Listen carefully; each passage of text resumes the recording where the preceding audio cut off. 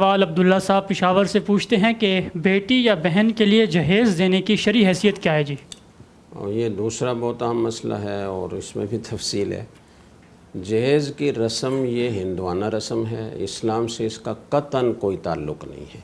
اور خاص طور سے آج کل کے زمانے میں جس انداز سے جہیز دینے کی رسم رواج پا گئی ہے اس کی تو قطعاً کوئی گنجائش ہو ہی نہیں سکتی،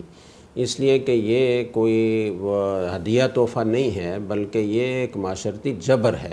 اور جب تک جہیز نہ دیا جائے تو سمجھا جاتا ہے کہ شادی ہو ہی نہیں سکتی، اور کوئی لڑکی اگر جہیز کے بغیر چلی جائے تو بیچاری کو ساری زندگی تانے سہنا پڑتے ہیں کہ تم لے کر کے آئی تھی۔ اور پھر یہ کہ بعض جگہ لڑکے والوں کی طرف سے باقاعدہ مطالبہ پیش کیا جاتا ہے، فہرست مہیا کی جاتی ہے کہ ہمیں یہ جہیز چاہیے۔ تو سب سے پہلی بات تو یہ ہے کہ جب تک لڑکی اپنے والدین کے گھر ہوتی ہے، والد اس کے تمام اخراجات کے ذمہ دار ہوتے ہیں اور اس کی تمام ضروریات کو پورا کرنا ان کے ذمے ہوتا ہے، اور جب اس کی شادی ہو جاتی ہے تو پھر خاوند کی ذمہ داری ہوتی ہے کہ وہ اس کے نان نفقہ کا بھی انتظام کرے، اس کی رہائش کا بھی انتظام کرے۔ تو جو ذمہ داری شوہر کی تھی، شوہر بیوی کو کہہ رہا ہے کہ تم لے کر آنا، بیڈ بھی تم لے کر آنا، اس کے اوپر بچھانے کے لیے گدا بھی تم لے کر آنا، کھانے کے لیے برتن اور پلیٹیں بھی تم لے کر آنا، یہ تو ویسے ہی مردانگی کے خلاف ہے اور انتہائی بے غیرتی کی بات ہے کہ بیوی سے مطالبہ کیا جائے کہ کھانے کے برتن تم لے کر آنا اور بستر تم لے کر آنا۔ ایک روایت پیش کی جاتی ہے کہ جی حضرت فاطمہ رضی اللہ تعالیٰ عنہ کو رسول اکرم صلی اللہ علیہ وسلم نے جہیز میں کچھ چیزیں دی تھیں، ایک چارپائی تھی یا تخت تھا، مشکیزہ تھا، اور اس طرح کی کوئی ایک دو چیزیں تھیں۔ تو اس میں کوئی شک نہیں کہ یہ روایات میں آتا ہے، لیکن یہ آدھی بات کہی جاتی ہے، پوری بات نہیں بتائی جاتی۔ اس کا جہیز سے قطعاً کوئی تعلق نہیں ہے، ورنہ اگر جہیز کا کوئی تصور ہوتا اسلام میں تو آپ صلی اللہ علیہ وسلم کی 4 بیٹیاں تھیں، تو باقی 3 بیٹیوں کے بارے میں کوئی روایت کیوں نہیں ہے؟ پورے ذخیرہ حدیث میں نہیں ہے۔ صحیح۔ آپ کی ازواج مطہرات اتنی تھیں، 9 ازواج تھیں، تو ان میں سے کسی کو آپ نے جہیز دیا ہو اس کا کوئی ذکر روایات حدیث میں نہیں ہے۔ صرف ایک یہ روایت ہے اور اس کی تفصیل یہ ہے کہ حضرت علی رضی اللہ تعالیٰ عنہ کو آپ نے رشتہ دے رکھا تھا، اور حضرت علی رضی اللہ تعالیٰ عنہ مکہ مکرمہ ہی میں چھوٹی عمر کے افراد میں سب سے پہلے ایمان لانے والوں میں سے تھے، اور باقی پورا خاندان اسلام نہیں لایا تھا۔ وہ اسی زمانے سے رسول اکرم صلی اللہ علیہ وسلم کی زیر پرورش اور زیر کفالت تھے۔ تو مدینہ منورہ میں بھی یہی صورتحال تھی، ان کے کوئی اپنے عزیز و اقارب وہاں موجود نہیں تھے، تو آپ ہی ان کے سرپرست تھے۔ رشتہ آپ نے دیا ہوا تھا۔ ایک دن حضرت علی رضی اللہ تعالیٰ عنہ تشریف لائے اور مجلس میں بیٹھے، لیکن بات کرنے کی ہمت نہیں ہو رہی تھی، تو آپ صلی اللہ علیہ وسلم نے خود ہی پوچھا کہ علی کیا شادی کرنا چاہتے ہو، نکاح کرنا چاہتے ہو؟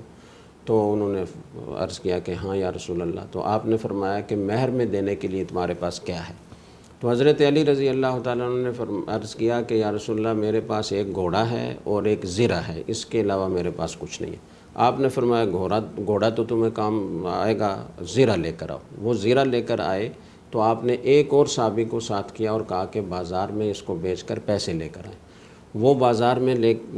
بیچ کر پیسے لے کر آئے تو آپ نے ان میں سے آدھے پیسے وہ پھر ان کے حوالے کیے اور صحابی کو ساتھ کیا اور کہا کہ یہ چیزیں خرید کر لاؤ۔ صحیح۔ تو یہ تو حضرت رسول اکرم صلی اللہ علیہ وسلم نے اپنی جیب سے یہ انتظام کیا ہی نہیں کہ اس کو جہیز کہا جا سکے، یہ تو حضرت علی رضی اللہ تعالیٰ عنہ سے مہر کی رقم وصول کی اور اس سے کچھ انتظام کروایا، اور وہ بھی اس لیے کہ حضرت علی چھوٹی عمر کے تھے، ناتجربہ کار تھے اور کوئی تھا نہیں، آپ صلی اللہ علیہ وسلم ہی ان کے سرپرست تھے، تو گھر میں جو انتہائی ضروری چیزیں تھیں ان کا انتظام آپ نے فرمایا۔ تو یہ جہیز کہاں سے ہوا؟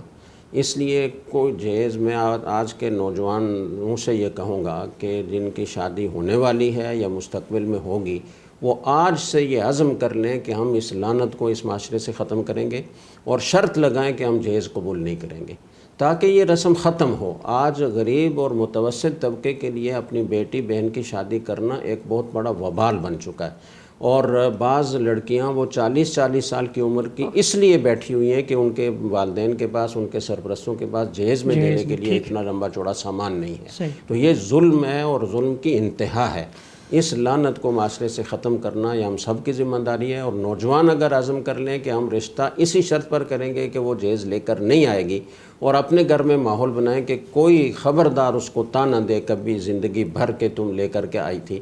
تو یہ ہندوؤں کی رسم ہے. اصل میں ہندو کیا کرتے ہیں کہ شادی کے موقع پر بیٹی کو جو کچھ دینا ہوتا ہے وہ دے دیتے ہیں اور پھر میراث میں اس کا کوئی حصہ نہیں ہوتا. یہی چیز مسلمانوں میں آ گئی ہے کہ میراث میں تو اپنی بیٹیوں کو بہنوں کو حصہ نہیں دیتے اور جہیز کے اوپر زور دیتے ہیں. تو یہ ہندوؤں کے ساتھ رہ کر وہاں سے یہ رسم ہمارے معاشرے میں آئی ہے، اس لیے اس کو ختم کرنا بہت ضروری ہے.